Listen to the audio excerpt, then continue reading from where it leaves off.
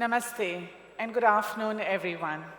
It's truly inspiring to see this room filled with so many founders, sellers, creators, and innovators, people who are building the businesses of tomorrow. On behalf of Amazon, it is my privilege to welcome you to Smbhav Learning Forum. At the outset, I want to extend my heartfelt gratitude to our partner, IIM Calcutta, for their collaboration and support in making this learning forum possible. A special thank you to Professor Prashant Misra from IIM Calcutta and to all the industry leaders who have graciously contributed their expertise to ensure today will be an impactful and eventful and enriching experience for all of us gathered here.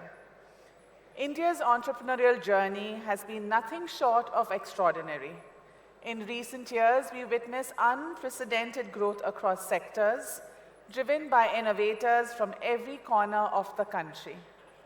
At Amazon, we believe that when small businesses grow, India grows.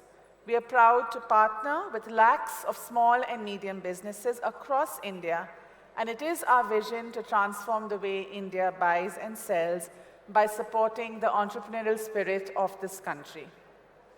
Over the years, we've had the privilege of witnessing incredible journeys. First-generation entrepreneurs who start with a single product and now ship globally, family businesses embracing digital tools for the first time, young founders who built their brands from scratch and scale through with just sheer grit and customer obsession. We see our role as your partner and enabler, equipping small and medium businesses with the tools and resources needed to thrive in a digital-first world. From technology to logistics to market access, we strive to support your aspirations and help turn your business goals to realities. Together, we aim to build a more connected, inclusive, and sustainable ecosystem today. The Learning Forum is a continuation of that commitment which we've made, a platform to share knowledge, build critical skills, and strengthen the foundations that matter the most to businesses like yours today. We've designed the forum in collaboration with IIM Calcutta using a learn, apply, and engage model. You will learn concepts that matter to you. You will see real-world examples that make them practical, and you will engage in simple activities that help turn learning into action. Each session today has been thoughtfully curated and crafted to give you not just information, but new ways of looking at your customers, your brand, your operations, and your path to growth. Thank you for being here and for investing in your learning and for being part of a community that continues to shape India's digital infrastructure. With that, it is my pleasure to invite our MC for Smbhav Learning Forum, Mandira Bedi. Mandira is a renowned actress, anchor, author, and a fitness enthusiast. She has been a trailblazer in many ways, making a mark in films, reality shows, and as a cricket commentator. Beyond her on-screen persona, Mandira is also an entrepreneur, having launched her own sari designs and is known for breaking stereotypes and inspiring lots of women across India. With her wealth of experience and infectious enthusiasm, we couldn't think of a better person to guide us through today's learning forum. Ladies and gentlemen, please put your hands together to welcome our fantastic host, Mandira Bedi.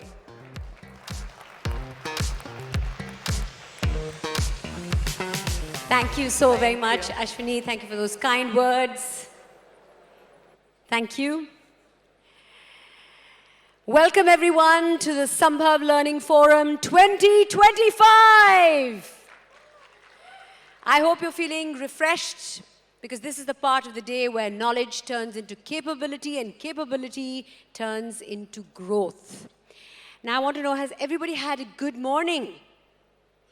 Did you have fun?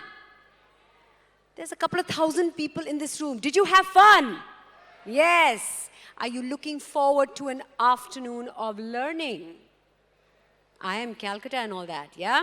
All right, get ready for a learning forum packed with insights, inspiration, and a whole lot of fun. This learning forum has been curated with IIM Calcutta, and we have a truly exciting lineup of speakers ahead. We're joined by a distinguished professor from IIM Calcutta who will anchor all 4 learning segments today, along with trailblazing founders who've built and scaled some remarkable companies across India. Across 4 power-packed sessions, they will guide you through the art of scaling your enterprise and how you can harness the power of AI to transform the way you operate.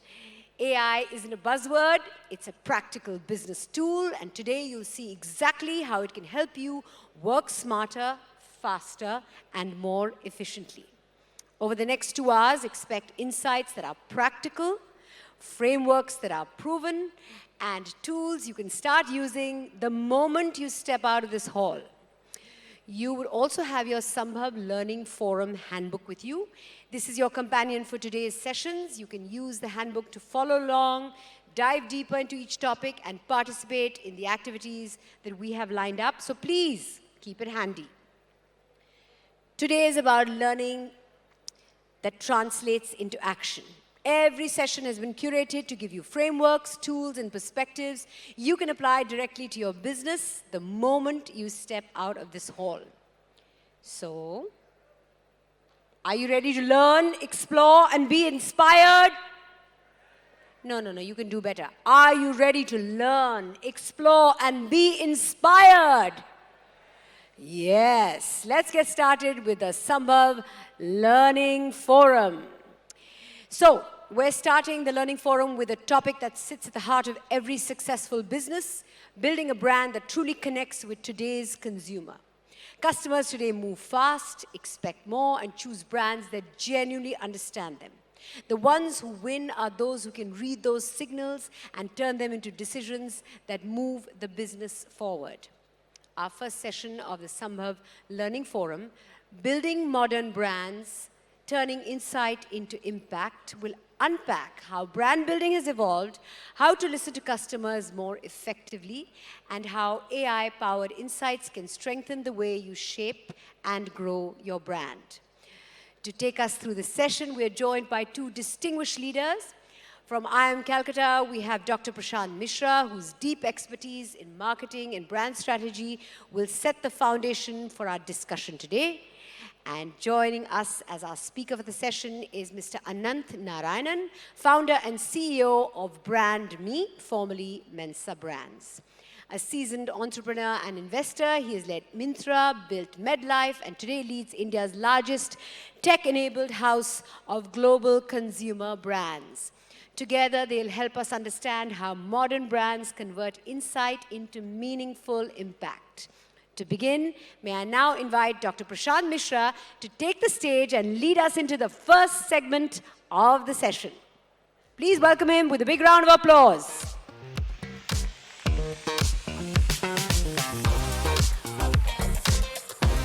Thank you, Mandira, for Welcome, the sir. introduction.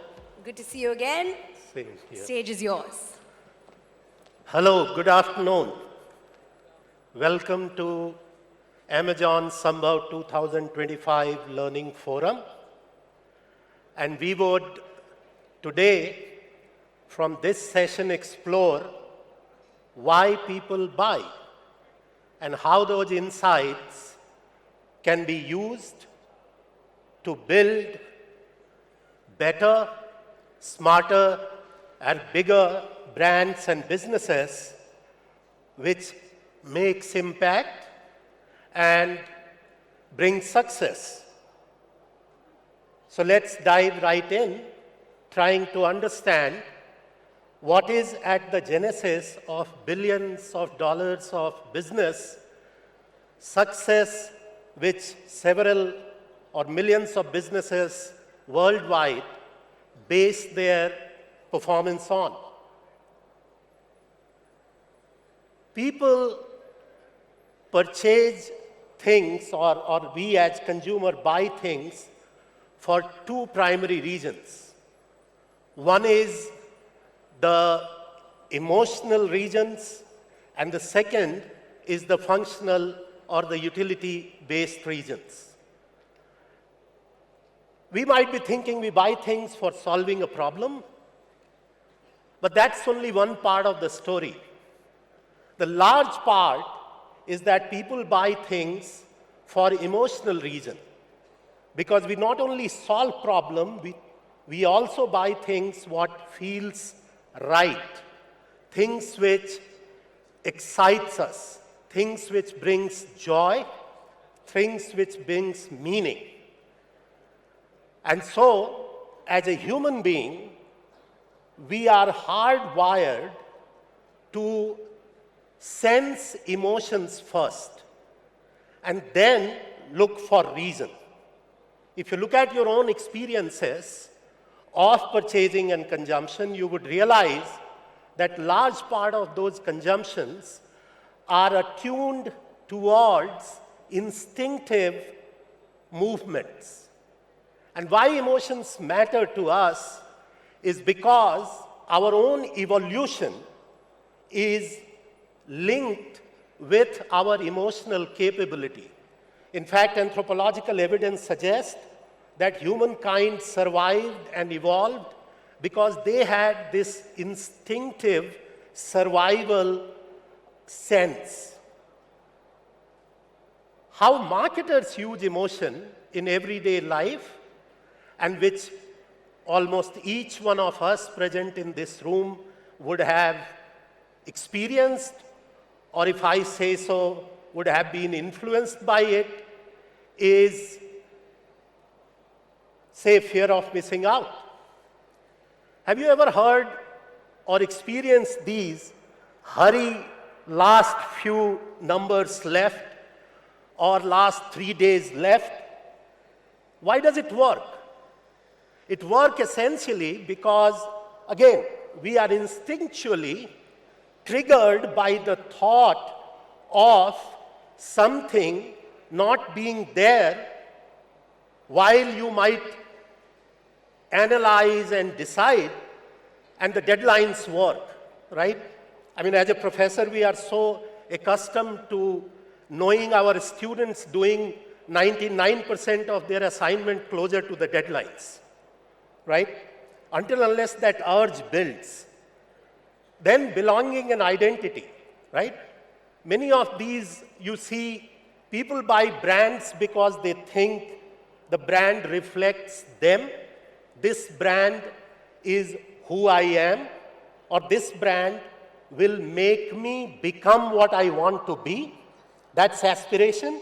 Many of the brands, you would have heard some brand telling you, iski kharidari mein samajhdari hai, and you want to be samajdar, and that's why you are attracted towards the brand. Or simple delight, right? Celebration, fun, joy. Each of these emotions, the brand marketers use to leverage your instinct for their success. And it's a powerful sort of tool, or it's a powerful medium which defines brands' connect with the market and ultimate success.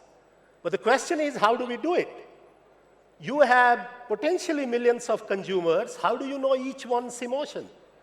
Now, thankfully, what was earlier done in a very labored or a statistically sampled way, now the digital and artificial intelligence tools comes in handy to help you track emotions, create nudges to influence, and embed those into your decision making. And out of many possibilities, some of these could be using artificial intelligence tool to develop content for the brand itself, right? Or using artificial intelligence tools for emotion mapping, tracking, and then throughout the consumer journey, leveraging or exploiting this visibility or insight to influence consumer choices, and many more. You have sentiment analysis, social listening, and several more possibilities. And so, turning consumer insights into impact,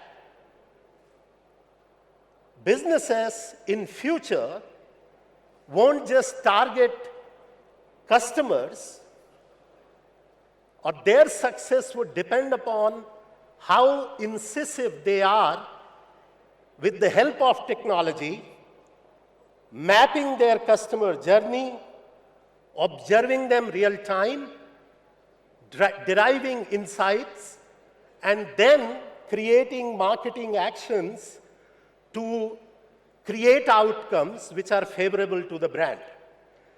And so the winning brands of tomorrow will not be the ones who shout the loudest, right? It's not purely about ad spends or, occupying mind space alone. It's about understanding incisively and crafting nudges which help brands deliver impact, both for the marketer as well as for the consumers. And to show us how modern founders turn real customer insights into business growth, please join me in welcoming a leader who has built some remarkable digital consumer brands in India. Ladies and gentlemen, Anant Narayanan, founder and CEO of Brand Me, formerly Mensa Brands. Thank you.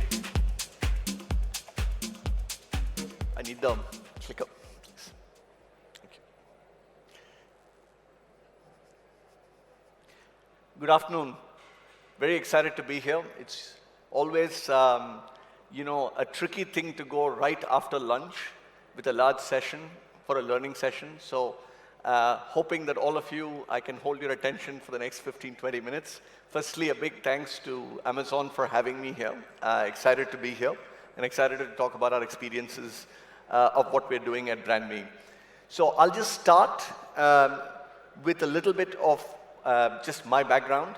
I spent my first 15 years actually in consulting, mostly understanding product development, supply chain. How do you actually really, make the whole consumer value into products, right? And I did it across a whole bunch of industries.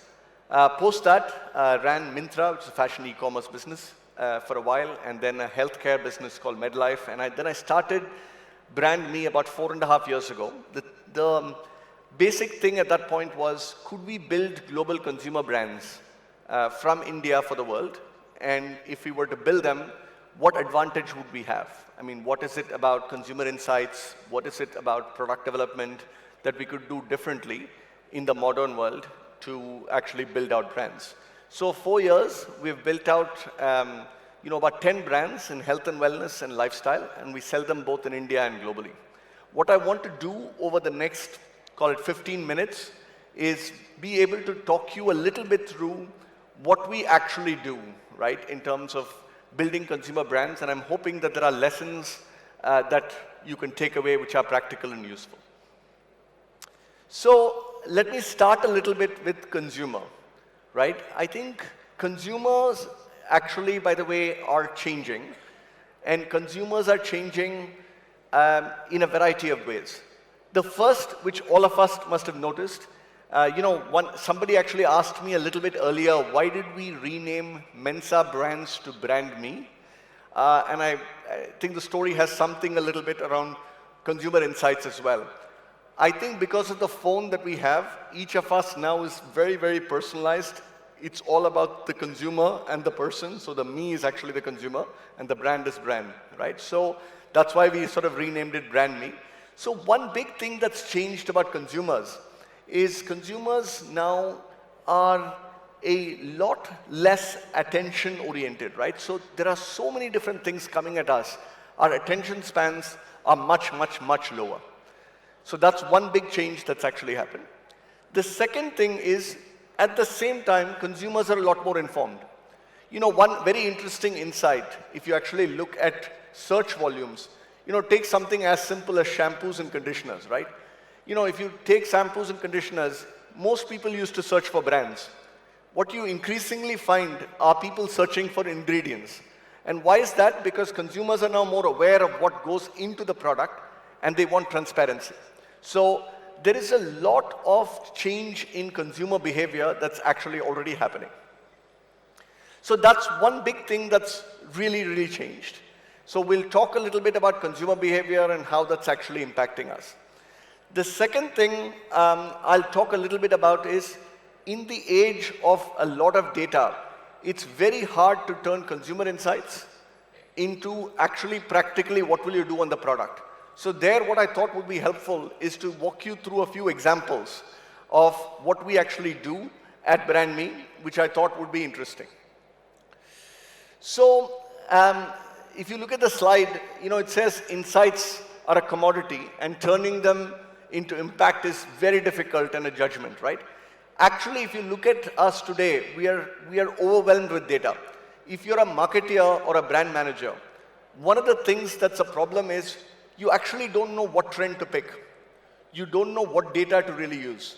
So actually, one of the things we're trying to do at BrandMe is, how do I simplify life into basically saying, what are the one or two things that you can really do that will actually make a difference to the consumer?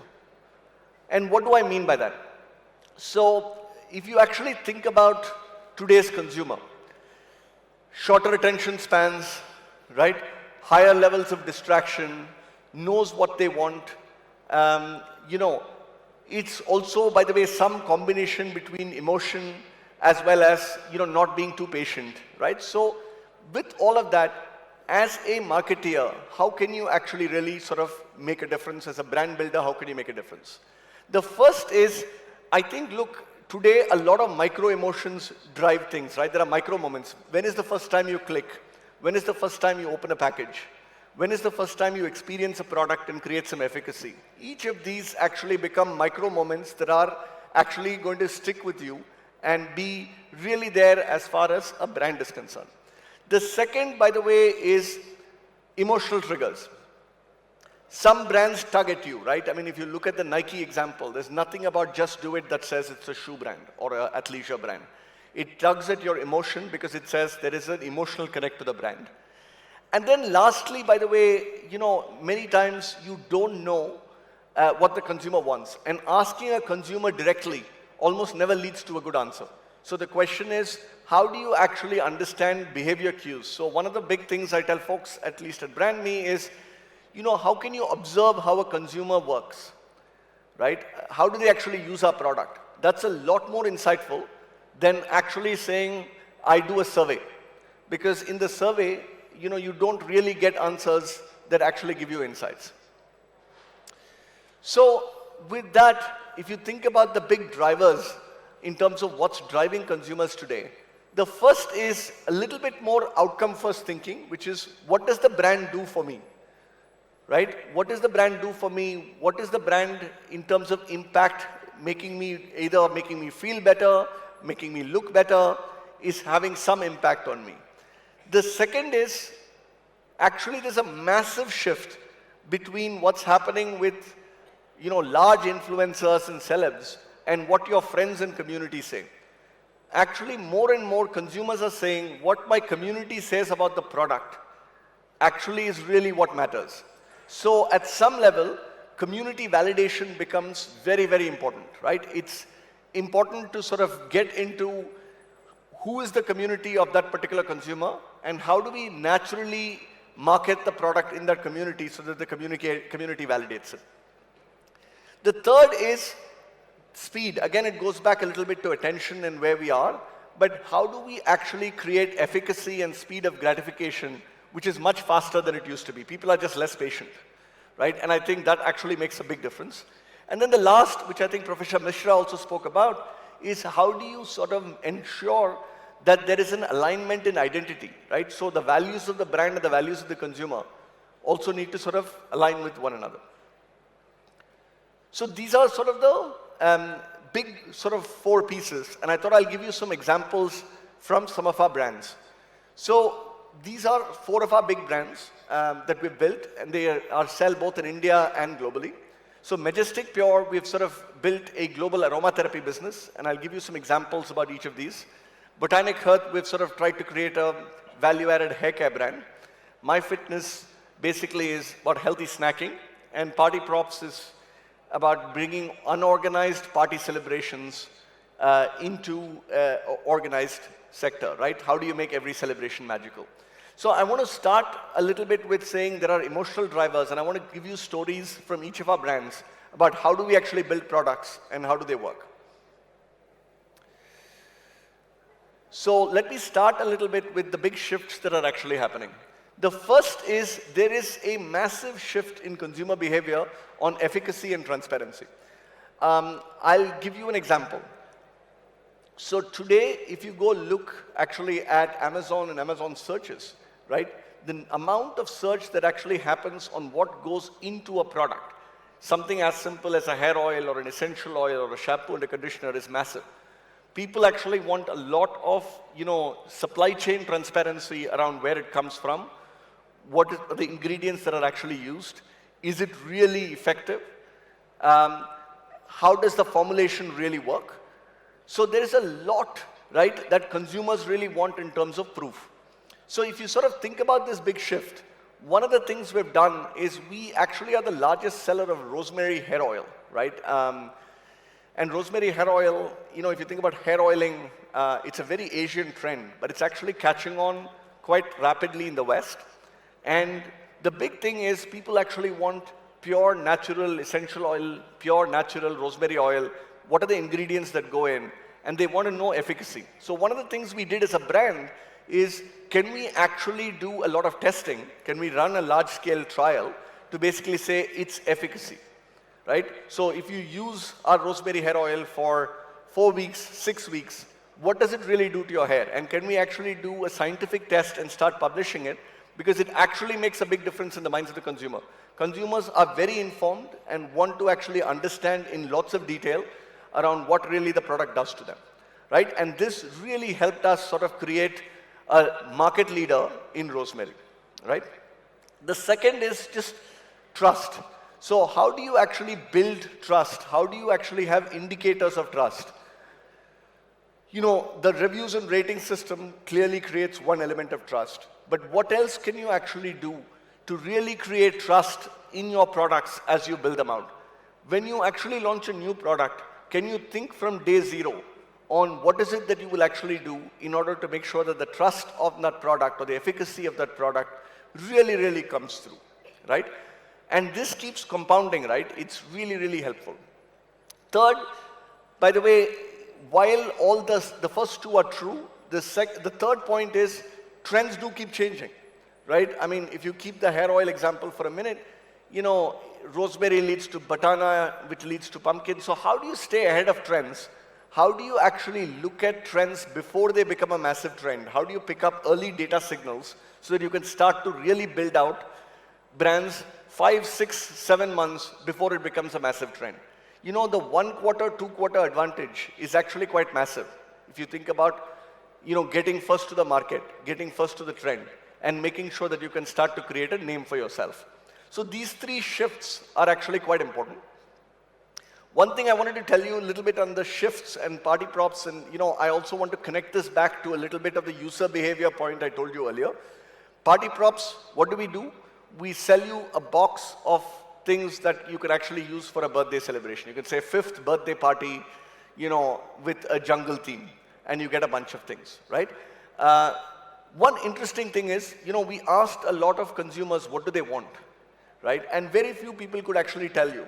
But what actually really worked very practically as a tip is we actually every second Saturday get consumers into our office. And these consumers, we actually make them decorate a room, right? They actually come, do decorations, etc. And one of the things that actually came out was, one of the things that is needed in this box of things is actually safety pins, right? I mean, you would not get this from a survey. But if you actually took 7, 8, 10 safety pins and you put them in a neat pack inside the box, it actually made a dramatic difference to consumer happiness, to making sure that consumers actually love the product. So a little bit of the reason I'm telling you this is it's important to basically be able to observe consumers and not just ask them questions to see how can you really create products that actually create delight. Right? So if you go back a little bit to how does this work, right? Because we basically were able to listen to consumers, we looked at lots of trends, we were able to observe them, and then we were able to sort of build this out. Now, Party Props, incidentally, has become the #1 brand, not just in India, but we're also actually selling globally, which I know many of you are. And it's actually selling not just in one country, but now across 6, 7 countries. But the consumer inciting is actually very much still the same. Yeah? So I think just in terms of what we do from an inciting engine standpoint, just want to sort of break this down a little bit and keep it simple, right? What do we need to do to actually do lots of social media listening? How do we actually take all that social media listening and make it simple for people to understand? So the way we use AI actually is to simplify the problem for people so that they can make easier decisions, right? So one very interesting thing we do is anytime we want to launch a new category, we actually we really go through all the negative reviews, right, that exist and say what are the issues that people are seeing in the current product or current offering.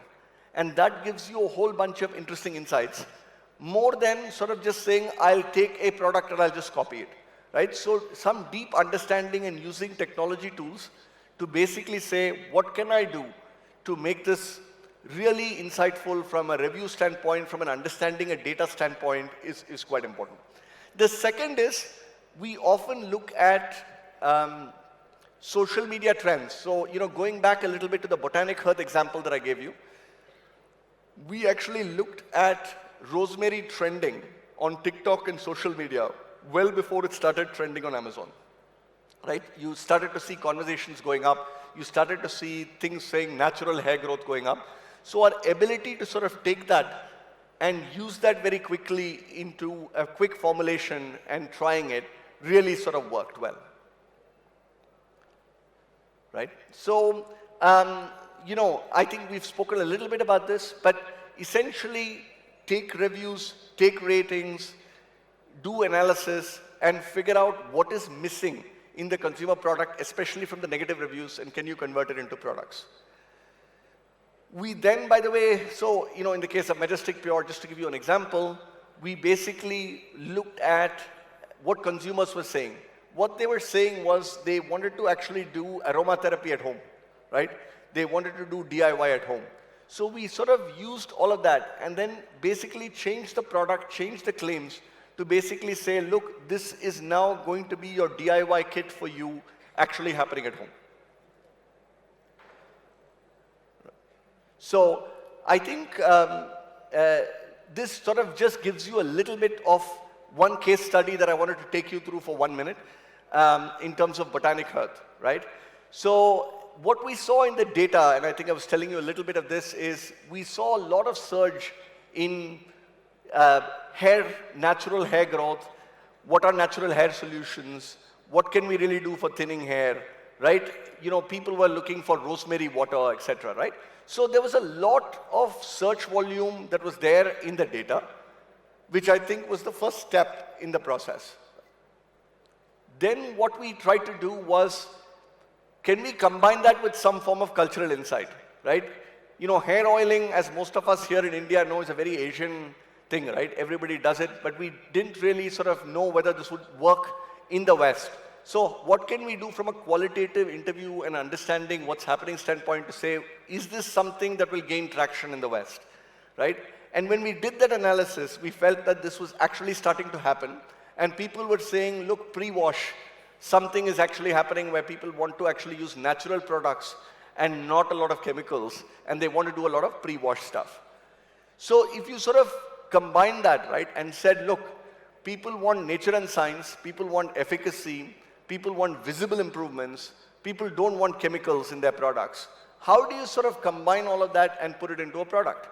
And what we then came up with is, why can't we actually do a rosemary hair oil? Rosemary is like minoxidil. It helps with hair growth. How can we sort of combine that? How do we create a formulation that's unique?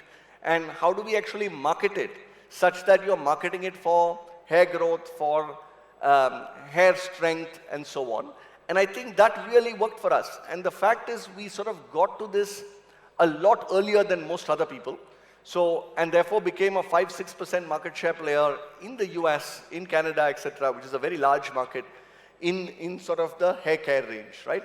So that's a little bit of a case study, and I hope that's helpful to you as we think about bringing all of this in terms of consumer insighting, quick prototyping, understanding cultural outcomes, and really sort of getting it into, getting it into a product. I think just maybe the last thing I wanted to say to all of you, I think, is a little bit on brand and storytelling, right? Brands are almost always, the way the human brain is wired, you almost always remember stories more than you remember frameworks and lessons. So whenever we create a product or whenever we try and create a brand, we always think through what is it that we can do to make sure that the storytelling around the brand really comes to, right? So if you think about Party Props, which is one of our brands, you can think about it as, you're selling balloons and streamers, or you can tell the story of how you make every celebration magical, every moment memorable. So how do you tell the story that sort of really tugs at your heartstring is the sort of package that brings all of it together, right? So rather than go through more slides, folks, what I wanted to do was maybe just to try and bring all this together.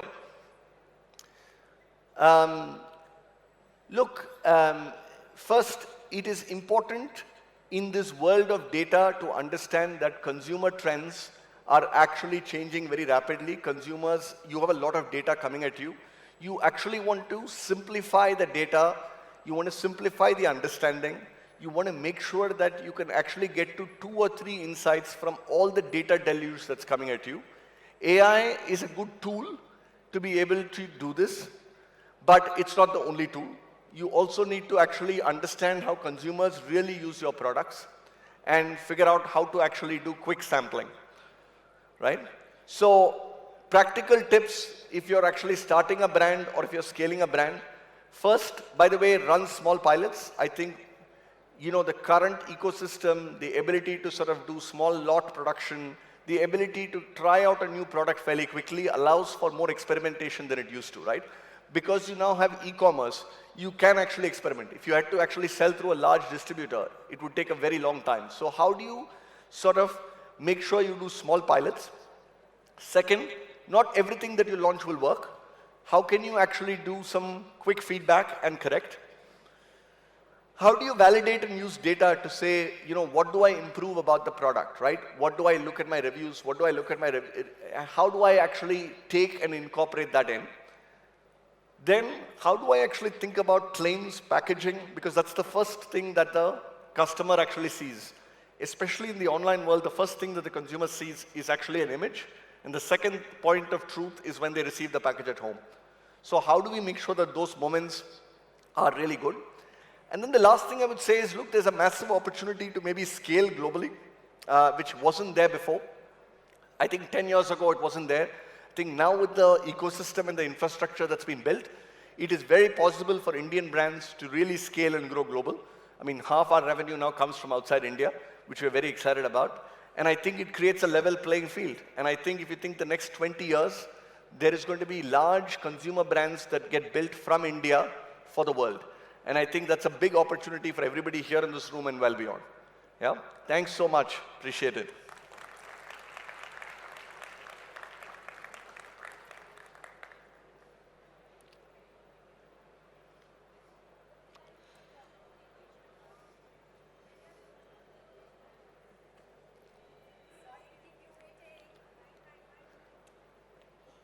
Sorry to keep you waiting. What an eye-opener. Thank you, Anant. That was brilliant. How about a big round of applause?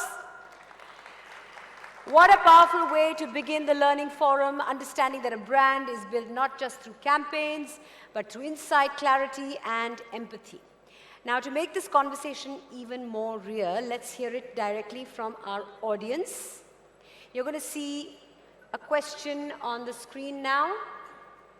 Which shift is impacting your brand building journey the most today? Is it on a screen? No. No, but I've just You said can it ask to you. it, yeah. Which shift is impacting your brand building journey the most today? What I'm going to do is I'm going to call out some options, and whichever option relates to you, you make some noise, okay? So the options are, number 1, demand for transparency with customers. Number 2, adapting to the latest trends. Number 3, building and sustaining trust. And number 4, listening to your customers. All you have to do is this. When I call out each option, raise your hand or make some noise. What should we choose? Make some noise or raise your hand? Raise your hand. Raise your hand if that's the one that, relates to you the most. Okay, so the option 1 is demand for transparency with customers. Does that relate to you? Very few hands went up there, very few. Okay, next one. Guys, you have to participate, so do put your hands up when that option comes that, connects with you. 2, adapting to the latest trends.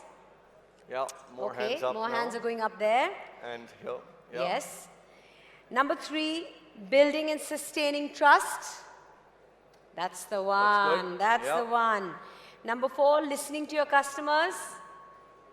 Yeah. Okay. So I think Got both it. 3 So and the 4. big one was really building trust, Yes, which I building think sort trust. of came out. I think the one thing I would say on building trust, folks, is there is nothing like consistency that builds trust, right? So it takes a long time to build and one moment sort of to lose it. So I'll give you maybe an example. We often have a lot of pressure to ship out product, right? Especially before peak events, etc., right? So that you need to get the product out, you need to get the inventory out. The difficult thing is, will you make a call if the product is not right, not to ship it and lose some revenue? It's very easy to say, I want to build trust. It's very hard to make the call to actually say, I will not do something, and then therefore build trust. So I would say, I think great that so many people want to build trust. I think just when there are decisions and moments that you have to make a call on, remember that consumer trust is very important. Well, thank you for that. Thank you. Another big round of applause. Thank you, Anand. Thank you very much. Right, this sets the stage for a crucial question. Once a brand, clear economics, consistent choices, and earning customer trust over time. In our next session, values, not valuations, scaling revenue by scaling culture, we'll understand how strong values and transparency can transform margins, build trust, and drive profitable growth for businesses. For this session, Professor Prashant Mishra will be starting us off with a short context setting. After that, we'll hear from Mr. Shashank Mehta, the founder of the Whole Truth Foods, a brand built on one clear belief: honesty is a real business advantage. His experience across Hindustan Unilever and Rebel Foods has shaped the powerful approach he brings to building transparency. Inviting on stage once again first, Dr. Prashant Mishra. Thank you, Mandira. Welcome back.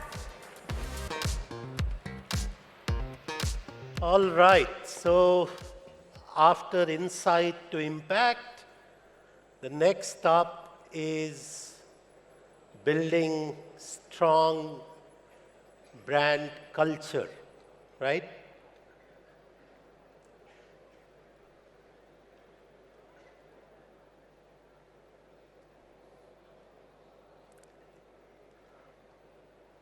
From value to profitability, when we talk about the growth at any cost to a profitability focus, markets now rewards consistency. Markets reward positive contribution margins, efficient capital usage, and also market rewards firms who are able to gain high lifetime value customers, or in turns build a high retention cohort. What does that mean for the firm? That essentially is about looking at the markets where today's consumer, who are pretty fickle, they focus on market information, the reviews. They move their choices in 2 clicks, and they demand you to be true to your value. You deliver what you promised. And so, to build retention, to build loyalty, requires building trust. And that trust is on the basis of the consistency of performance, the credibility, and also how you build connections with your consumers. 3 C's as we call. If you are not able to build this trust, it would have an impact on the business, starting with the margins itself, and over period it will accumulate into something which is more negative for the business outcomes. And that's where the strong brand culture comes into play. And that brand culture, which is way of doing things in the business, is not only some grandstanding words, right? It's actually a financial multiplier. And how it works for the firms, that your actions which build higher trust could ultimately have a bearing on the premium which the customer pays to you, their stickiness, and the cost of acquisition, which is such an important parameter for the financial health of the brands or brand's performance, also kept low. And so brand strength is now directly measurable in terms of unit economics. And that's where this session talks about that how building a brand culture, which is the invisible profit center, right? And if you are wondering what that brand culture or link with the value would be, you know, there is this famous Manas couplet which says, Raghukul Reet Sada Chaliyai Pran Jai Par Vachan Na Jai.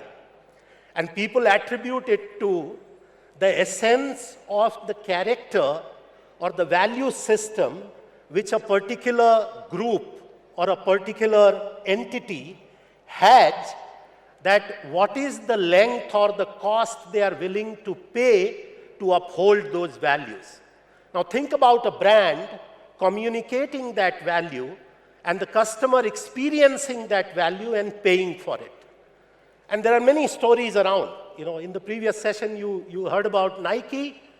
Starbucks is every time you walk in, nowhere, which part of the world, you kind of connect almost similarly throughout the whole experience, right? Whether it is ordering, whether it is interacting with people, the warmth, the connect, right? The service, and your experience with the product. And that's what pays for consumer is willing to pay for that experience which is built through foundation of some of these cultural values which you build. So from culture to profitability link is basically about what you choose to build your firm's or your brand's character on, how quickly you make difficult choices, not the easy shortcuts, and how relentless you are in consistently delivering those promises. And this visibility itself will lead to profitability. When the culture is strong, when you are true to your chosen value and find a way to consistently deliver it, profit will follow, and follow in a predictable way. But when the culture is weak, discounts is all which you change. And you think you can win people by luring them in, right? The difference is between hunting and nurturing, right?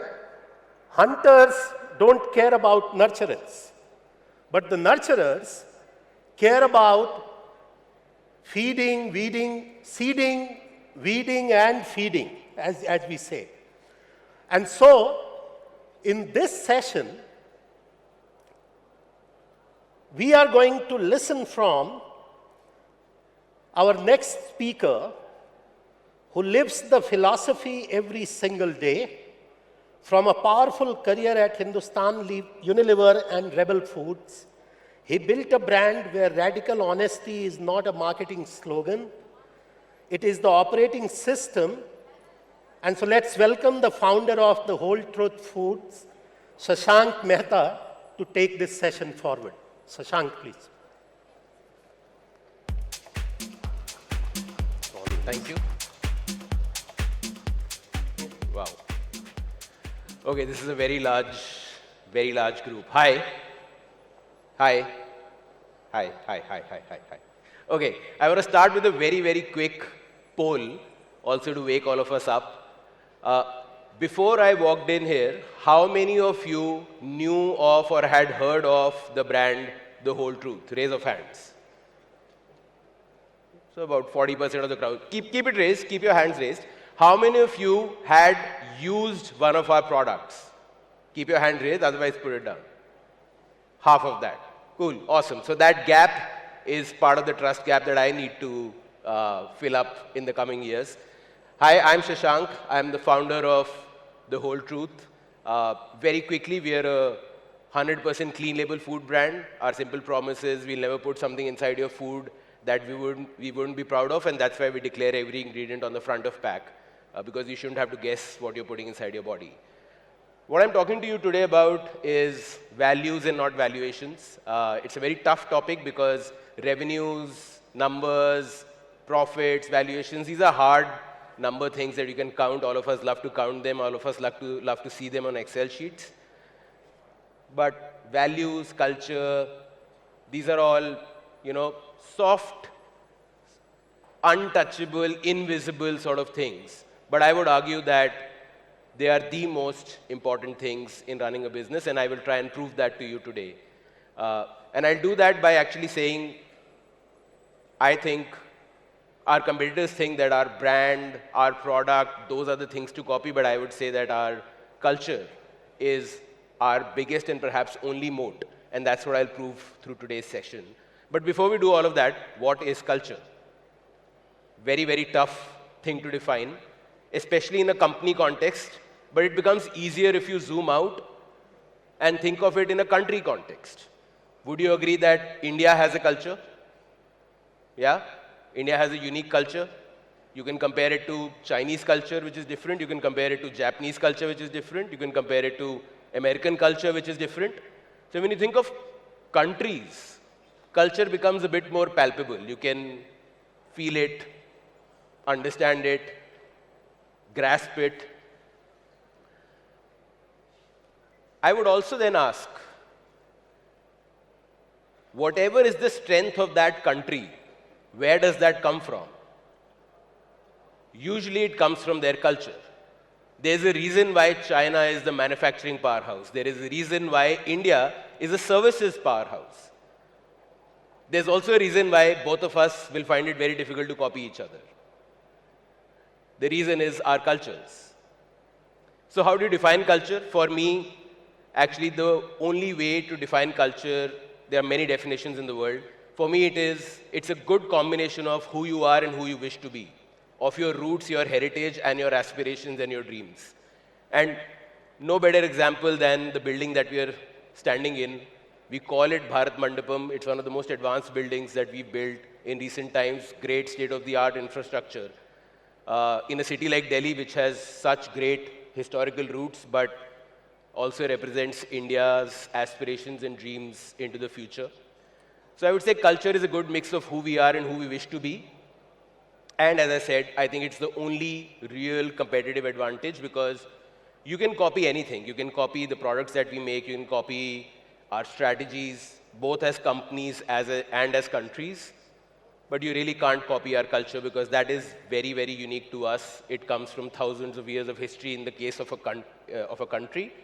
And it comes from who you are as founder, as top team, as the full team in your company. The only question is, do you even know what your culture is? Have you designed it or has it happened to you? But rest assured, your company has a culture. A good way to both see the culture in a company and to encode it is through rituals, stories, traditions, and values. We usually only think of values. Every company likes to write down their values on a wall.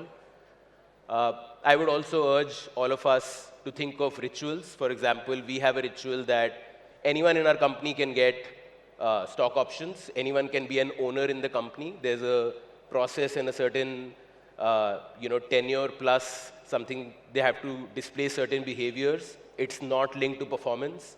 You have to display certain ownership behaviors, and if you do, you can become an owner in the company. And whenever someone does, we have a full ritual around how there's an ownership wall. There are photographs of all the owners of the company. As I stand here today, there are 45 owners in my company. I hope that there are 1,000 more in the coming years.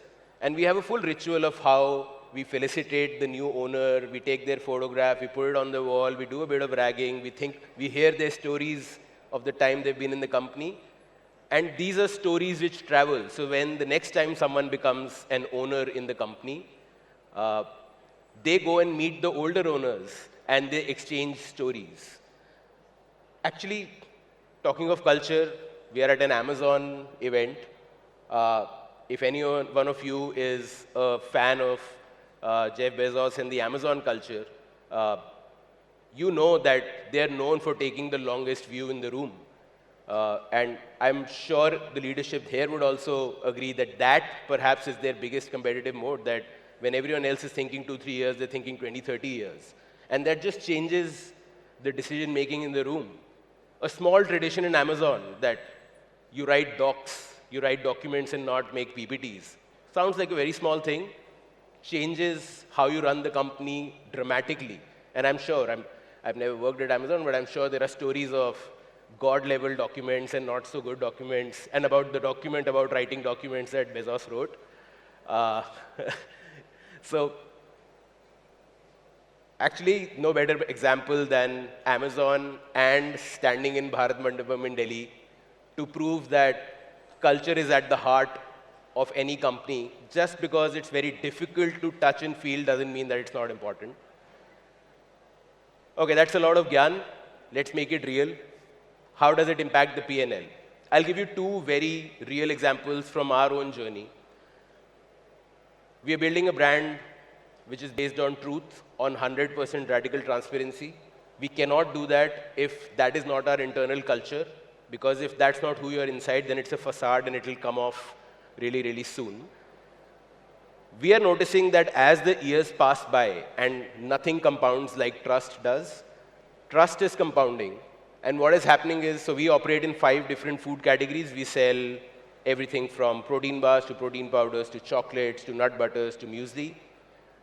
No matter which category you enter our brand with, so let's say in your house you bought muesli or in your house you bought dark chocolate, once you start trusting our brand because we are staying true to our promise day in and day out, you form a very good opinion about the brand.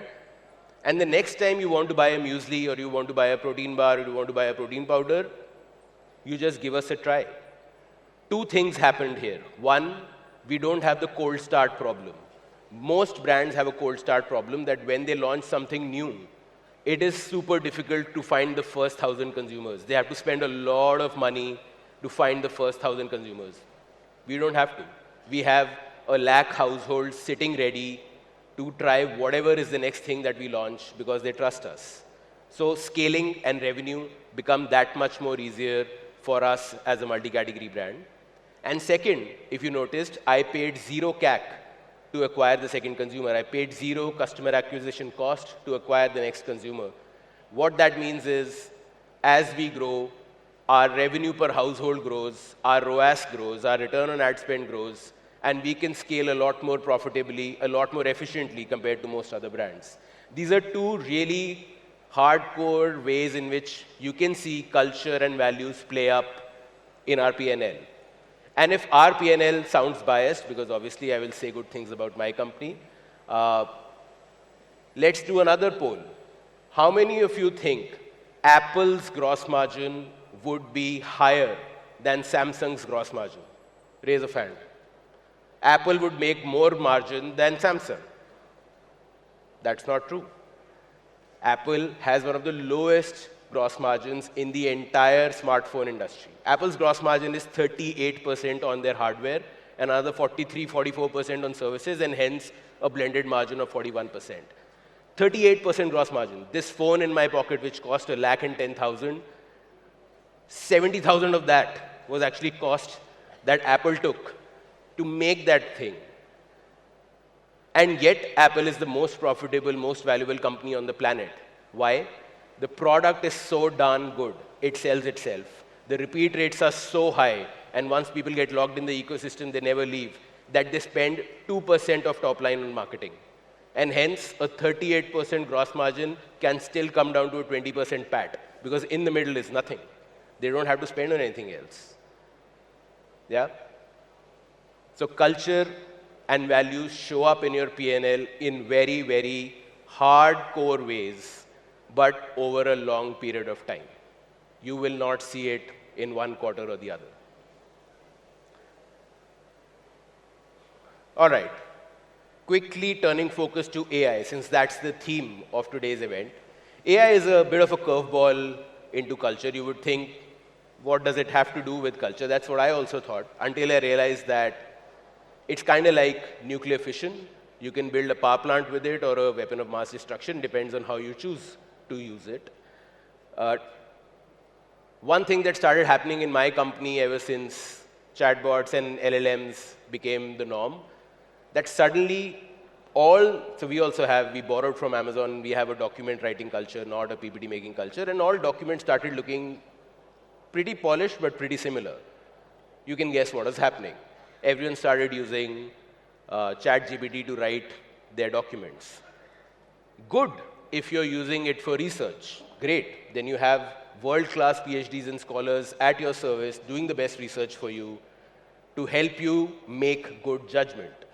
Bad if you're making the chatbot make judgments. These are two completely different things. If your culture becomes one where whatever ChatGPT is saying is the decision that you're making, then you're dead, because everyone else is doing that too, and they have access to that tool.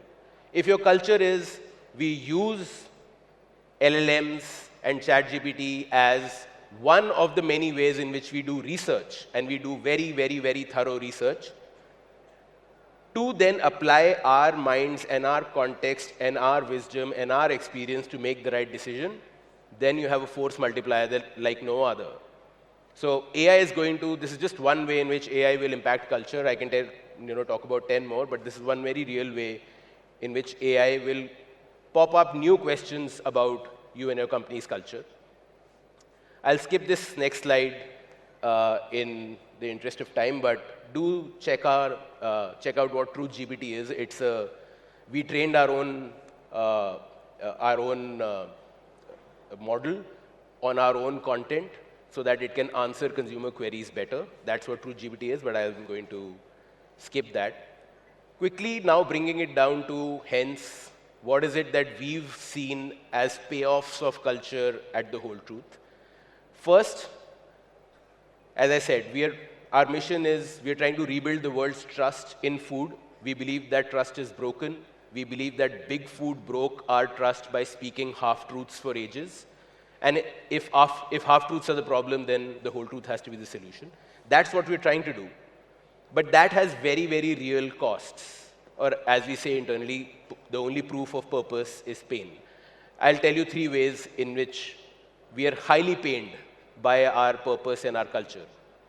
We have, just like the Apple example I told you, we have very, very high cost of doing business, cost of goods, because we use only 4 or 5 real ingredients. We can't hide behind preservatives. We can't hide behind artificial flavors. We don't even use natural flavors because, hey, they're not really natural. This really bloats up our costs. If I'm selling you a bar for $100, it's cost me 50 rupees to make it. For most competition, it'll be 25 bucks. My shelf life, because I don't put any preservative in it, is 5 months. My competition has 18 months of shelf life. That means that I get a lot more returns from the market because I'm not able to predict demand very well. Very, very real ways in which my P&L is far worse off compared to my competitor because the cost of purpose is built into the pain that I'm taking into the P&L. Question is then why do it? I do it because pain is also the only way to grow. Consumers see that we take this pain. Consumers see that we take this pain day in and day out. That's why they trust us. When they trust us, they reward us with their business. As I said, they go from one category to the other without me having to spend marketing money on it. And they allow us to be the most expensive brand in all the categories that we operate in because they know the value that they're getting with the money that they're paying. And the proof of all of that is the fact that we're a 6-year-old company. We've been growing at a 100% plus CAGR. So there are years where we've grown 150 to 200%.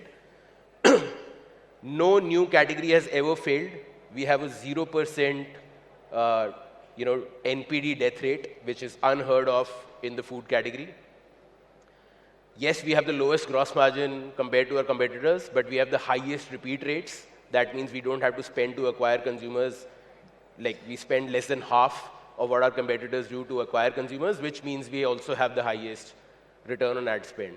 And all of that puts us onto the path of profitability, although some business with such low gross margin has no, in traditional economics has no place being profitable. But here we are, because all the other costs of the business are much, much lower than the others. The product does its own marketing, and the trust just keeps compounding over time.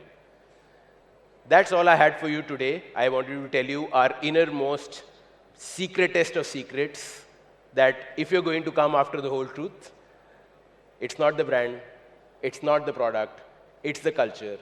And I can talk about it openly because our culture is unique to us. And I would urge all of you, you run companies, find your own culture, define it, and if you can, design it. Because you definitely have a culture. The only question is it happening to you or are you happening to it? Thank you. That's it.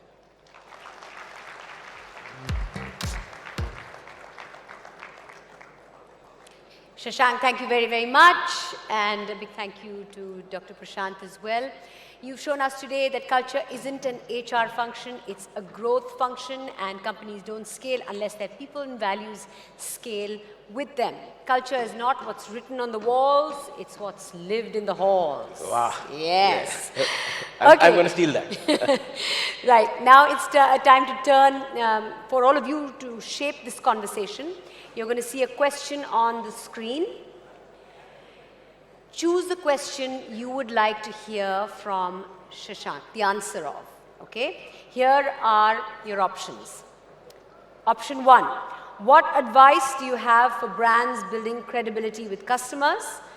Option 2, how do you stay profitable when your product costs more than competitors? Option 3, returns and waste hit margins. How do you protect culture as you cut costs? And option 4, how do you measure trust as a metric internally and with customers? Here's how we'll pick the questions. Should we ask them to make noise, wake them up a little bit, or put them, make them put their hands up? Let's make some noise. Let's make some noise. Yeah. Okay. So I'm going to say the option, and you're going to make noise. And the question that gets the most noise is the one you're going to answer. Yeah. So the first option was, what advice do you have for brands building credibility with customers? Do you want that answered? Ooh, not really. Okay. Option 2, how do you stay profitable when your product costs more than competitors? That Yes. seems That like one it, but I have seems to to run be through winning. the other 2 options as well. Option 3, returns and waste hit margins. How do you protect culture as you cut costs? Not really. Okay. Option 4, how do you measure trust as a metric internally and with customers? Okay, I still think it's option 2. How do you stay profitable when your product costs more than competitors. So it's over to you Awesome. again. Thank you. You don't in the short term. You do in the long term is the small answer. In the short term, it's going to hit you. There is no option. Like, if someone else is either cutting costs or, see, what's the gap? The gap is a trust gap. What you're saying is my competitor is telling the consumers they're selling something which is equal to mine, but actually it's not, because they're not putting as much into the product as I am, right? And I'll carry forward the Apple versus Samsung example. I was meeting the India head of Apple who told me all of these numbers. He also told me that, I asked him, like, why do you spend, like, where is all of this money going into the product? He said, we say IPv6, which is, the waterproof standard in phones. So does Samsung. But actually, he didn't take Samsung's name. He said, so do competitors, to be fair to him. And he said, we have 18 stations for testing in our factory before we claim IPv6. It's not required by law. It's not the regulation. But we have 18 different testing points before we say, yeah, this one is approved. Most other people have 3. You will never see this. This is a cost that will never come out in front of the consumer, right? It's sitting somewhere in the factory. That is where the angst is coming from, right? Like, my competitor is not doing as much as I am. He's not putting in the best ingredients. He's not taking all the pain of manufacturing cleanly and hygienically that I am doing. And yet, they get to say the same things, and hence, they make more money and I don't. Yes, this will hurt in the short term, but lies, especially in today's AI-driven world, the information arbitrage and asymmetry between companies and consumers is shortening so fast that lies don't have legs. They will not, or half-truths don't have legs. They will not live more than 6, 12, 18 months. So if you are in the long game, if you are willing to stick the course for 5 to 10 years, I could guarantee that putting more in the product will lead to more profit, but not in the short term. I hope that answers your question. Yeah. All right. Thank you so much. Big round of applause. Thank you so much. Thank you, you. Shashank, for addressing their question. Thank you for a lovely presentation. Thank you. How about a big round of applause? Come on, guys. There's so many people in this room. I want to hear a big round of applause. One more time. Big round of applause. That's more like it. From here, growth requires consistency across products, across channels, and across every customer touch point. And that consistency doesn't happen by accident. It comes from the systems, processes, and metrics that support scale. Our next session, Scaling Operations, Systems and Metrics That Matter, will take us inside how businesses expand without losing quality. We'll look at personalization at scale, product market fit across formats, and the technologies that enable reliable, repeatable execution. For this session, Professor Prashant Mishra will begin by setting the context, and along with him, we have someone who has truly mastered operational consistency at scale, Mr. Raghav Verma, co-founder of Chayos. Raghav has built a brand that didn't grow because it opened more stores. It grew because it built systems. Systems that brought predictability to freshness, consistency to taste, and reliability to experience. A brand built on systems that don't break. All right, let's welcome Dr. Prashant Mishra. Over to you, sir. Thank you, Mandira. So you heard about insights to brand culture, and now is the time to talk about execution, doing things, all right? How ideas turn into action, and how we build scale, be profitable, and how we do it every day. You learned about that trust building is about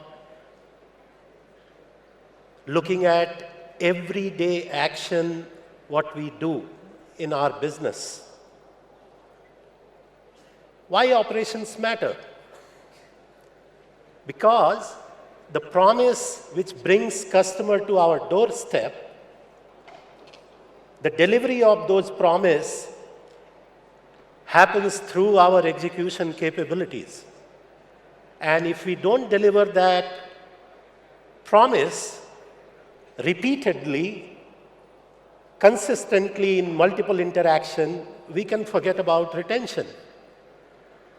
So operations matter because we want to build a predictable and reliable consumer experience. We want to be true to the promise which the brand has made to the consumers. And that's why long-term survival and sustainability of businesses, profitability of the businesses are not only about building great marketing campaign, but being able to execute them as well. And that's where one has to be conscious about building operational capability, which essentially brings a stability and consistency in performance, and which also is mentioned in terms of standardization, because it is this consistency which will build trust. It is this consistency which ensures that there is low variability and thus better visibility and control over margins. And it is this consistency which fuels innovation also, and not the opposite, that innovation would fuel consistency itself. And it's much relevance. Last week, the whole country saw that someone famed with operational capability, one variability, what can it do to reputation, business, and of course, all of you heard and read about the pain which the customer has to go through and the consequences thereof. I mean, of course, that's on a large scale, but that's true for even small scale businesses, right? And that's about entropy. Like the law of the physics, the negative energy which builds, once you grow bigger, and if you don't put systems and a culture in place to maintain order, you get chaos, right?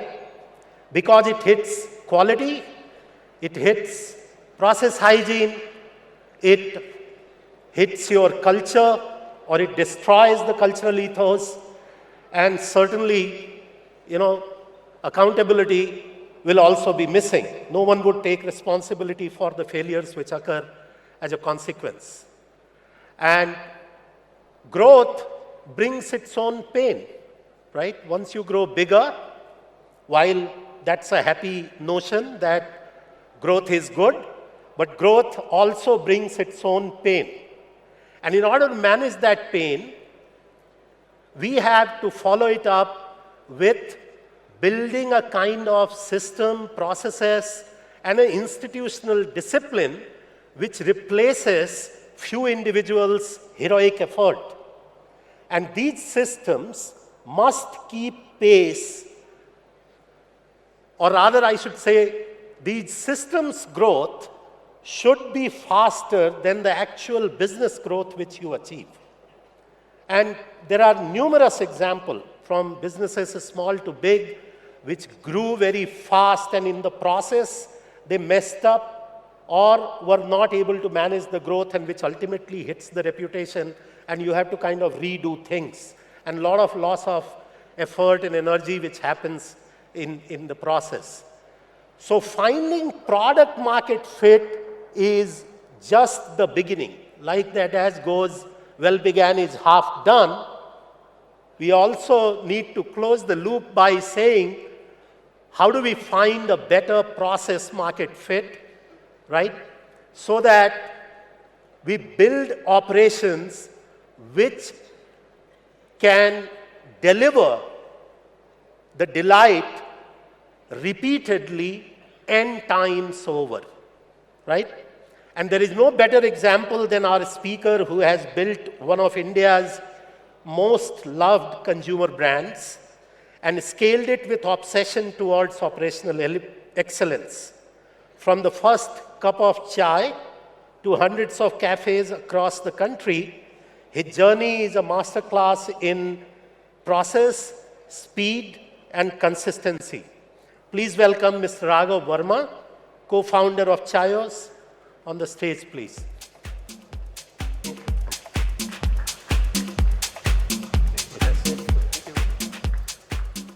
Hello, can you hear me? Good afternoon, ladies and gentlemen. My name is Raghav Verma, and I'm proud to be a chaiwala. So we started Chayos in November 2012, and today Chayos is at 225 stores as we speak, and we serve over 80,000 varieties of Meri Wali chai. So let me take you back to the story of how Chayos started. I think we'll move to... Yeah, that's the speaker. Cool. So the story of Chayos started on a cold winter morning in Houston. My co-founder Nitin, we were both working there for a consulting firm. He was out to get breakfast with his wife. And after getting a really good breakfast, he wanted to have a proper good cup of desi masala chai. Not chai tea latte, not tea bag chai, but really good quality masala chai. So, of course, you know, Houston, kahan pe milne wala tha wo? But the interesting insight for him at that point of time was that if I was back in Delhi also, how would I get that consistent cup of chai? How would I get a good cup of chai outside of my home? So at that point of time, I had left my consulting job. I had launched an edtech company, and I was kind of winding that up because things had not worked out there. I was also looking for my next chapter. So when we got to talking about it, you know, in India, every adult Indian consumes 2 cups of chai every day. For every cup of coffee consumed in the country, there are 30 cups of chai. And yet, there were about 2,000 coffee cafes in existence before Chayos started in 2012. So we were like, how is this possible that nobody's thought about it? It just felt like it was such an obvious idea, but it was just hiding in plain sight. So we went out there. We started to speak with a lot of our friends and family. We started to ask them this question that, what does your ideal chai look like? We spoke to 200 people, and out of those 200 people, we ended up getting about 200 different answers. So someone said, I want ज़्यादा दूध वाली चाय, ज़्यादा अदरक, कम चीनी. Someone said, I want a ilaichi, saunf, tulsi chai, but make it kadak. Someone said, I want a no sugar chai, but I want it with kesar. So what we realized was that chai is not a one-size-fits-all product. It is very personal. It is almost a ritual that we have grown up with since birth. And there, the concept of Meri Wali chai was born. So at Chayos, we serve 80,000 varieties of Meri Wali chai. This comes from the permutations and combinations. We've done the math. Secondly, the second big insight that we came out with was that chai is always consumed with a food item in the country. So depending on which part of the country you're in, it could be a vada pav, it could be a poha, it could be a bun maska, it could be pakoda, or it could just be a cookie. But chai was always consumed with some kind of food item. And most cafes at that point of time were doing packaged frozen food, which was just microwaved and served to the customer. So we said, we are going to stand for great chai served with great snacks. And the third insight was, we saw that that while there were places that existed, people were trying to come out with branded kiosks, they were just trying to upgrade the tapri. The tapri is magical, but it does not allow you to do a meeting there. It does not allow you to hang out with your friends or serve any of the social cafe use cases. So, armed with these insights, we launched our first store. Immediately after that, when we met with a lot of investors to raise funds, we met with a lot of industry experts. The kind of response we got was very, very mellow. People were questioning that, yaar, ye to chalne hi nahi wala, right? Chai is a commodity. chai is available for free inside offices. Why would anybody pay money for a cup of chai? Chai can never be as cool as coffee is. And at that point of time, we could have chosen between two paths. One was a very traditional way of thinking. This is how the category is. This is how the category works. We cater to that. Or a customer insight-led way of thinking. We went with option 2. And over a period of time, we have taken a lot of unconventional, crazy, bold bets. And I'll talk about a few of them. The first one, the cafe and QSR industry emphasizes simplicity of operations over anything else. So what happens? You go to any of the big quick service restaurant brands, the burger brands, pizza brands, they have a standard menu of top 10, 20 items, which is very easy to execute at scale. But the reality was that the customer wanted Meri Wali Chai. So that was an unconventional bet, a bold bet that we took, that we will execute consistently delivered Meri Wali Chai because that's what the customer wanted. A second very common category truth was, chai to cutting mein hi peete hain, right? 100 ml chai. But for us, the customer insight was that when you sit in a cafe and you want to spend time with your friends and family, you're spending 45 minutes there. You want a larger cup of chai that will last you through that conversation. So we came out with 200 ml cup of chai, and that's kind of become a norm and a habit for all of our customers. There was another very interesting customer insight which led to the development of our delivery business. So we used to get a lot of orders in our early stores, which used to come from meetings that were happening in large offices. So we used to send those up with our team member in a Milton steel flask, and our team member would go at the end of the day and just pick up that flask and bring it back. We felt there's something here, and this requires a more elegant solution. So we did some R&D. We developed this disposable heat-retaining packaging that keeps chai hot for 45 minutes to 1 hour. And today, you will find it astonishing to hear that 80% of our delivery orders comes from homes and not from offices. And I find it mind-blowing even today. But the fact that a customer has access to a kitchen stove right next to them, and at the same time, it takes them 5 minutes to make a cup of chai, but they still prefer the convenience and the perfect taste of Meri Wali Chai. So my takeaway from this section is that often we think of strategy. हम लोग ना जब strategy की बात करते हैं, we envision that there are 10 leaders sitting in this boardroom. They're coming together, brainstorming, trying to discuss कि ये क्या करना है, कैसे करना है, right? The reality is that a lot of these innovations that came out, they just came out because we were obsessively curious about customer behavior. We went to those customers, lived with them, understood how they behave, what their pain points are, and we really tried to solve for those pain points. So when we talk about innovation, customer insight-led innovation will always get you further than thinking about big strategies. Coming to the second part of my talk, which is about how do you scale operations and customer experience. So we operate 200 plus stores across 7 cities today. And I want to actually take you back to a failure of ours, which actually resulted in a breakthrough for us, and I wanted to share that story with all of you. So I'll go back to April of 2023. April 2023, the pandemic lockdowns had been lifted off. People were getting back to offices. People were going out to malls again. We realized at that point of time that we had started to degrow in dine-in sales year on year. Our footfalls had gone down. We were not growing anymore. Customers were not coming back.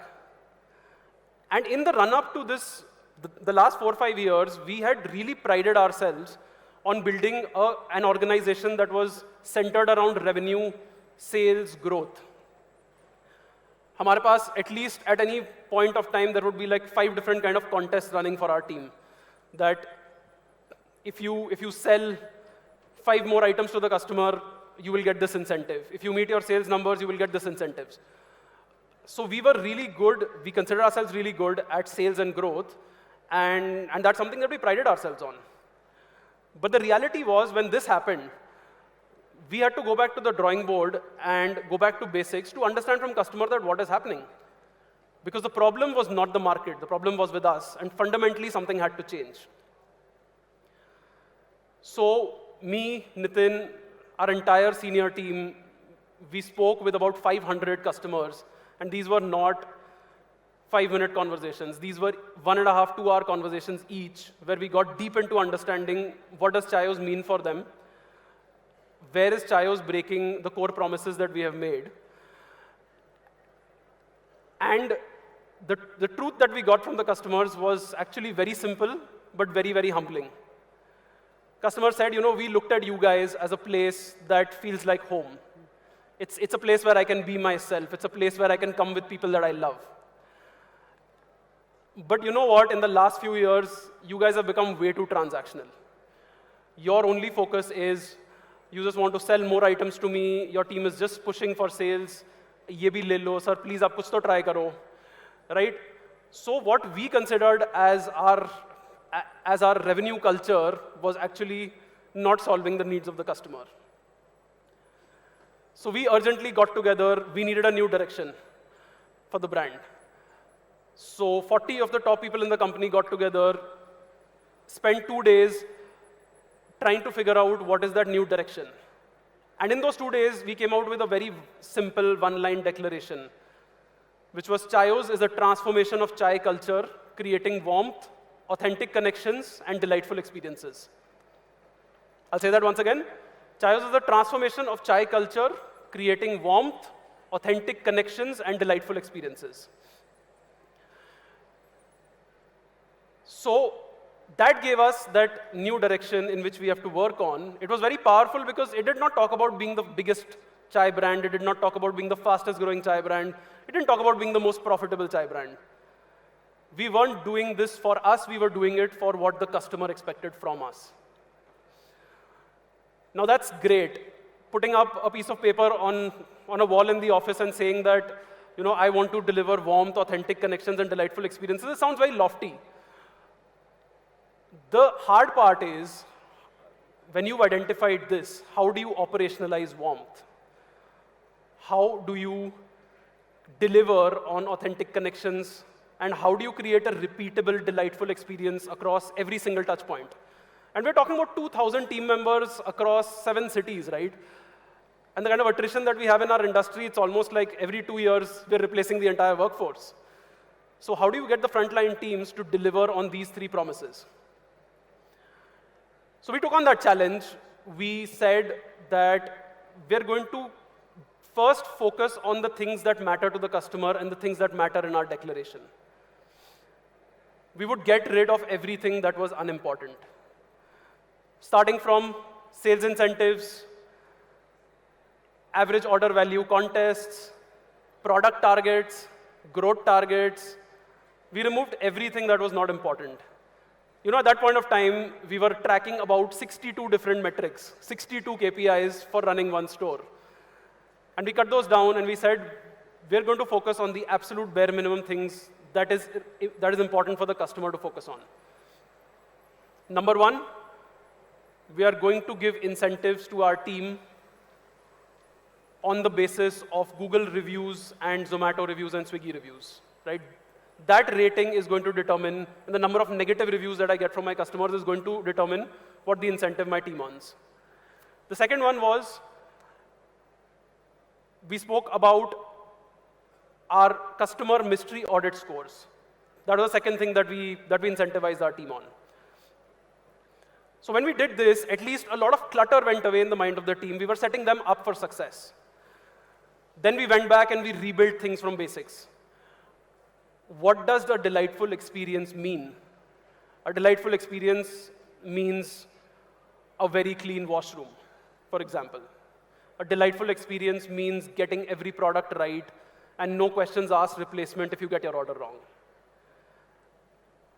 An authentic connection means that the Chayos team remembers your name and remembers your order and recognizes you when you come into a cafe as a regular customer. So it was a lot of basic things that we changed. And these basics, we knew that we anticipated that fixing a lot of these basics would fix things in the longer term, but in the short term, we were setting ourselves up for a few months of even further degrowth. We had actually signed off on 10 to 20% sales degrowth even on the base that we were at, hoping that in 6 to 9 months things will be right because it's the right thing to do. But to our absolute surprise, within the second month, we had gone from a minus 5% same-store sales growth to a plus 5% same-store sales growth. It was something that we completely did not anticipate. And we saw that all of our metrics, customer frequency had gone up, customer acquisition had gone up. So no marketing done, but customer acquisition had gone up. That taught us the power of right word of mouth when you've created the right consistent experience. So when we talk about, largely, we talk about great operations, the first thing that comes into our mind is, what is the KPIs? What are the metrics? What are the dashboards? How often are you looking at the metrics? How often are you looking at the data? But there's a step even before that. The step before that is that, how can I create something that the customer wants? How can I prioritize it for my team? And how can I set up my team for success so that they are able to deliver what the customer wants? We often think that we need to push our teams. We need to set up reviews for them every day, every week, every hour. Why aren't you doing this? Why aren't you achieving what the company wants you to achieve? But try to think about it in a different way. Why don't you take a step back and think, how can I make my team's life easier? How can I design my system so that I'm setting up my team for success? That will enable all of you to equip your frontline teams to deliver magic for customers. Lastly, coming into the last bit of the talk, which is, where does technology come in? Where does AI come into this entire piece? So we built technology and AI, and we were one of the first few companies that actually built an in-house technology team in the F&B space. In 2013-14, it was absolutely unheard of that you'll have a dedicated tech team. It was mostly outsourced solutions. But we said we didn't want to build a company the way the big brands had built their organizations was like a 20-year-old way. How can we do something that is absolutely new, that will enable us to use the data that we generate to create that value for customers? Now, what was our core promise? The core promise was Meri Wali Chai. We developed a world's first IoT-enabled chai machine, literally had a hardware team, built it out from scratch, and we have 2 patents for it. Now, there's been a lot of work that's happened in the coffee space. Multiple coffee machines exist. It's a very standardized process. But when you think about chai, it's a manual process. It's a handmade process. That's why it's so difficult to scale chai. It's so difficult to get that. Add on to it the complexity of multiple locations. Add on to the complexity of attrition. Add on to it the complexity of 80,000 variants. Right? So that system was bound to fail without the right technology. So with Chai Monk, we are very confident today that every single chai made, whether it is in Noida or whether it is in Chennai, it is the same absolute cup of chai that is being delivered to our customer. Secondly, we've been doing a lot of interesting work, and this is still early stages, but we're doing a lot of interesting work around how do we monitor a lot of those core promises that we've given to the customer, which is, like, say, the floor needs to be mopped every 1 hour. How can video enable us through AI to make sure that the floors are actually being mopped on the right time? We have an SOP that every customer, our team needs to go up to them and collect feedback and make sure that the chai is correct. How do we ensure that that's happening in 100% of the cases? So we're using a lot of video that we generate, we're using a lot of audio that we generate to just make sure that 100% of the time we are delivering consistently on the experience aspect of it. And also, this video actually monitors the product SOPs as well. So we can identify when the chai hasn't been made right or when the color of the chai is not right. So trying to do a few things interesting around there. I just want to end my talk here with one very simple question to all of you. Try to look around you and identify that one customer insight that is hiding away in plain sight, but that has been overlooked by everybody else who's around you in your business. Because that is what is going to allow you to really create a lot of value. Thank you so much. Thank you very much, Raghav. It was lovely to hear the Chayo's story, right from the horse's mouth. Okay, now we're going to get the audience involved, as always. To understand how this room thinks about scale, let's do a quick check-in. There'll be a question. Maybe you'll see it on screen, maybe you won't, but this is the question. As business starts scaling fast, what becomes the #1 priority to ensure profitable and sustainable growth? Now you have to, I'm going to give you the options, and you have to, raise your hands or clap. We'll decide on what that's going to be. With the option that you think is the #1 priority, okay? So these are the options: maintaining product quality and consistency, optimizing costs and unit economics. Option 3, strengthening operations with tech and automation. And option 4, driving repeat business and customer loyalty. Okay, what should we do? Make them clap? Wake them up? Yeah. Okay, I want applause, all right? For what you think is #1 priority, right? The option 1 was maintaining product quality and consistency. It's pretty good. Option 2, optimizing costs and unit economics. Not much. Option 3, strengthening operations with tech and automation. Again, not much. I think #1 was still, yeah. And number 4, driving repeat business and customer loyalty. I think number 4, what do you say? Number 4, yeah. Number #1 and number 4, I think. Is their #1 priority? Can we have a quick take of yours on this? I think there's nothing more important than product. It is product that brings the customer. It is product that brings the customer back. So that's what they come for. Everything else kind of adds on to it. So product quality and consistency is absolutely, especially in my business, I can say that for sure. Right. Thank you very much. Big round of applause. Louder than all the applause you've given so far for Raghav. Thank you. Thank you very much. You've shown us that operations isn't about firefighting, it's about foresight, discipline, and the right metrics. When systems are strong, growth becomes repeatable. When they're not, scale becomes unpredictable. For our final session, we're turning to a question that sits at the center of every modern business: behind execution. In our closing conversation, the AI Edge, turning ideas into action, we'll explore how AI can support better systems, reduce rework, and help teams move from prototypes to production-ready solutions with more confidence. To moderate this conversation, please welcome back our Professor Prashant Mishra from IIM Calcutta, along with our speakers, Vishal Virani from Rocket and Antonella Petron-Costa from Zicara AI. Please welcome Vishal Virani, the founder of Rocket, the AI platform that can turn a simple text prompt into a fully working app in minutes. Come on, applause. And joining him is Antonella Petron-Costa, the founder of Zicara AI, a platform that helps brands create studio-quality Amazon A+ content, product visuals, and videos with the power of AI. Over to Professor Prashant Mishra from IIM Calcutta to take the session ahead. All the best.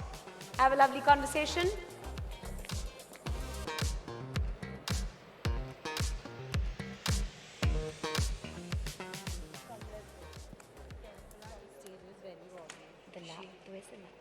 Okay.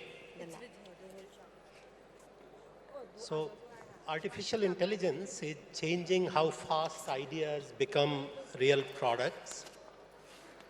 So, in this session, we are going to explore how founders can turn ideas into innovation without waiting for budgets or developers or long cycles.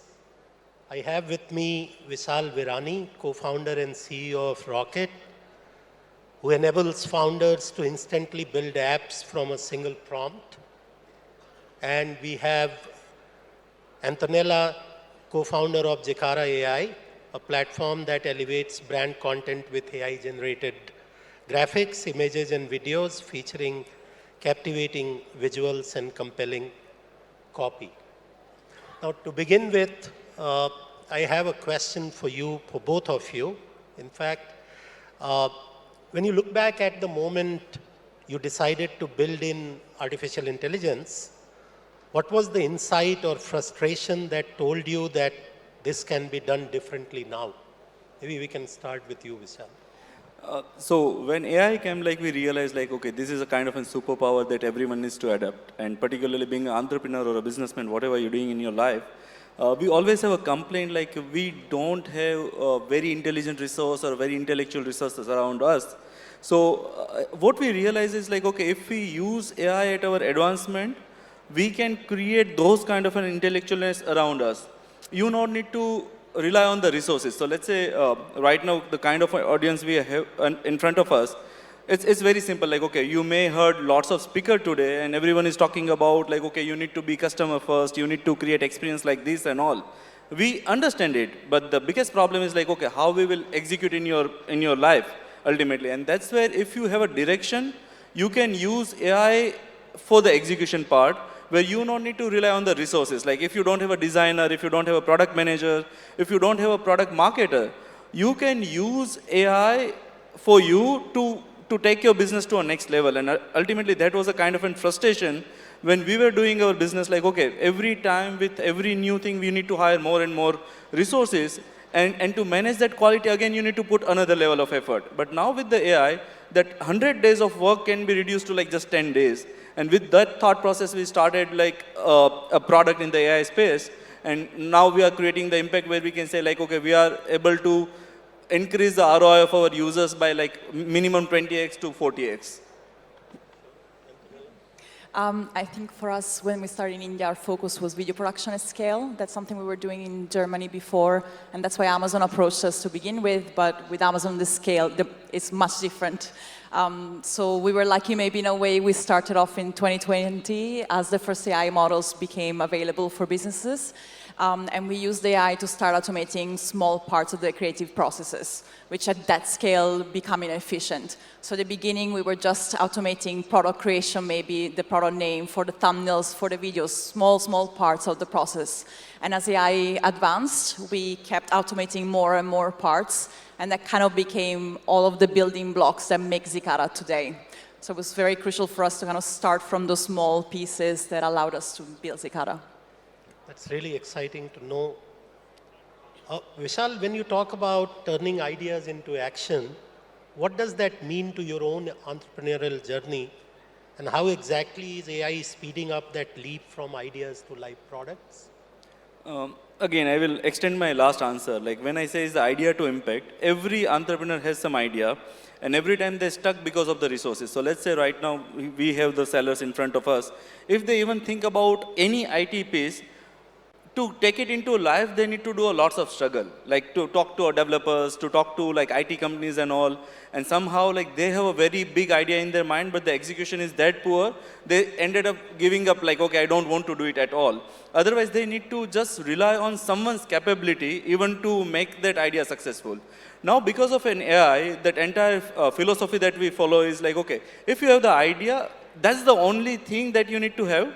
With the AI, you can take it into life very quickly. So, very simple example, like, okay, if I just want to run the A/B testing and I want to have a platform where I can run A/B testing at scale, you can just put a simple prompt like, okay, how I can manage my A/B testing of my product in any AI platform like Rocket or anything else, and it will give you solutions like, okay, that's how you can design your entire platform, and then just give it to any IT guy, like, okay, I need this kind of a system. There is no any communication gap in between. And that's where I say, like, this AI platforms give a wisdom to all the entrepreneurs and the businessmen. Like, okay, whenever they have any idea in mind, just use the AI to your advancement and just make it sure it will come in life very soon. Then you had that kind of a struggle where you failed after 6 months and then you give up with the IT itself. From Italy to India, that's a huge entrepreneurial leap. So what about India's e-commerce growth and brand storytelling culture made you believe that this is the place to build Zikara AI's vision for AI-generated Amazon A+ content and powerful product visuals? For me, really was the culture of early adoption of technology, that leapfrog effect that we see here. In Europe, very often we see a very comfortable approach to new technologies, to solution. Businesses tend to prefer the status quo or familiar situations, if you will. While in India, we see a very different approach. It's a really early adoption culture. That Jugaad kind of mentality translates in a very creative, out-of-the-box thinking in business, which means that for us, we have brands that are a lot more willing to take, to adopt new technologies, find new solutions to solve the problem. So that creates a very exciting environment in where to build AI. The feedback loop, the decision-making cycle is much faster. So it's not just the market being exciting, but also just the environment that the culture of business creates. Thank you. So Vishal, Rocket scaled from Surat to over 180 countries, right? If I'm correct, in record time. So what were the key decisions or trade-offs that made this scale possible? And what did you choose not to do that helped you move faster? So it was a very simple decision, like, okay, being into Surat, we don't have that kind of a tech ecosystem. It was a very bold bet to build a AI startup from Surat itself. And we were very clear, like, we just need to focus on the tech and the product that can deliver the experience to our end users.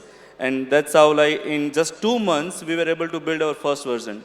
And the idea was very clear, like, we don't want to judge ourselves by using our own product. Let's give it in the user's hand and then see, like, how they're playing with the system.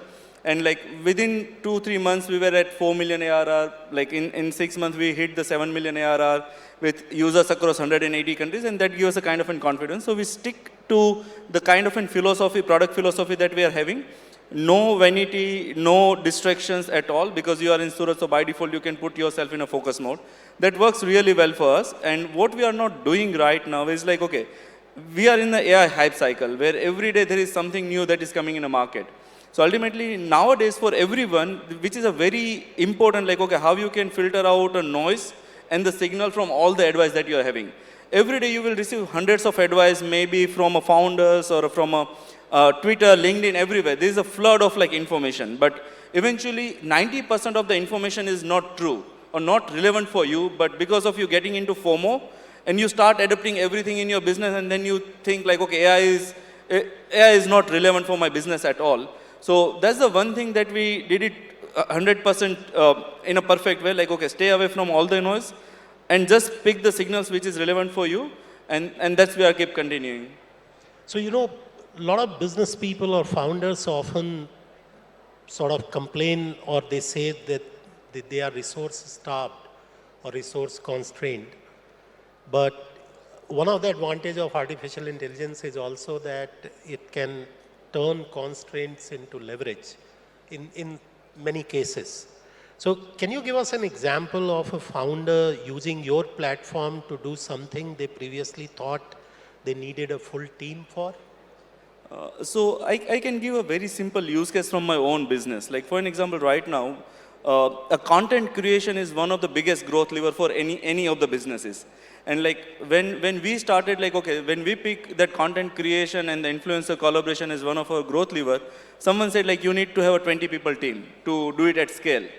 And I just have a 1-person marketing or a growth team, whatever you called it, to get this kind of a $7 million scale. And what we simply did is, like, we understand the flow of, like, that entire system. Like, okay, if you want to do a collaboration, how you can do it at the scale. So ultimately, I will take 1 minute of time to explain everyone, and that can be, like, super important for you.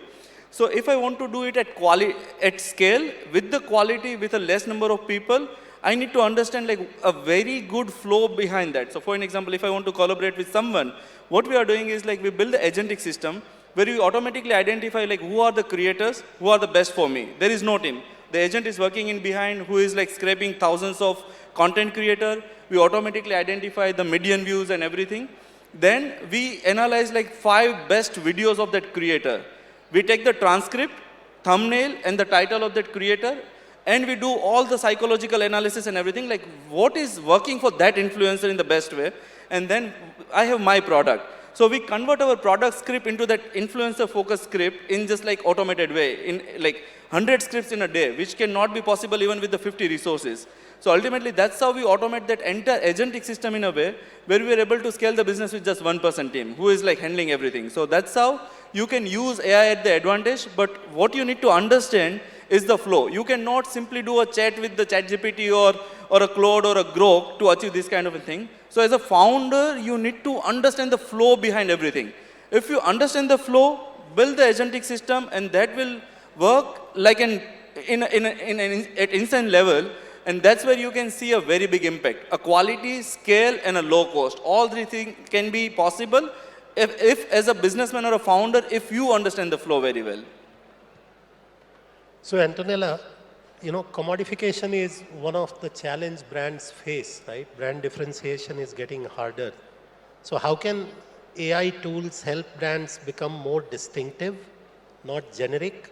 And within that, which personalization levers have you seen actually move the needle? Yeah, I think what Vishal was saying as well, there is a misconception sometimes that AI can be a one-stop solution that solves all your problems, maybe going into ChatGPT, expecting it to do everything for you now. What we see great results is actually when you use specific AI tools for your specific problems and adapting them to your workflows.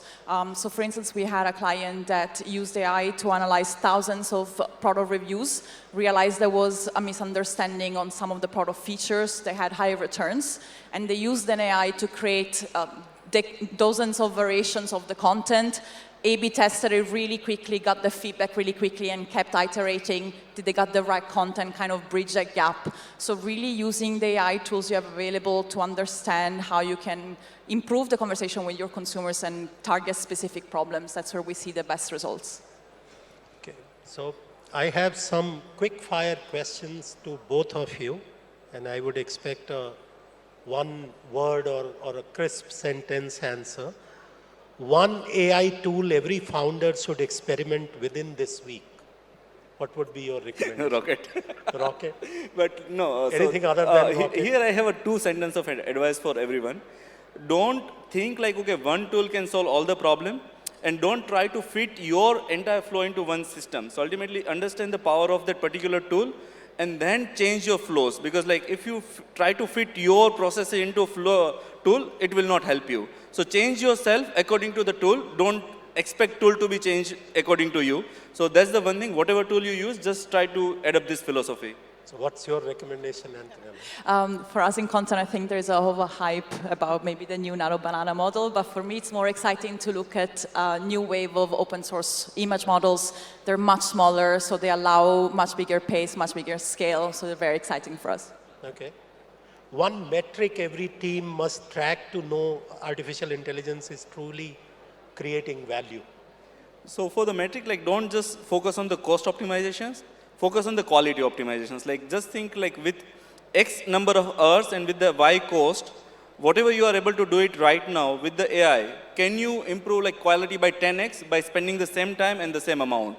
And that's how if you evaluate the AI, you will feel like it is having a superpower. Antonella?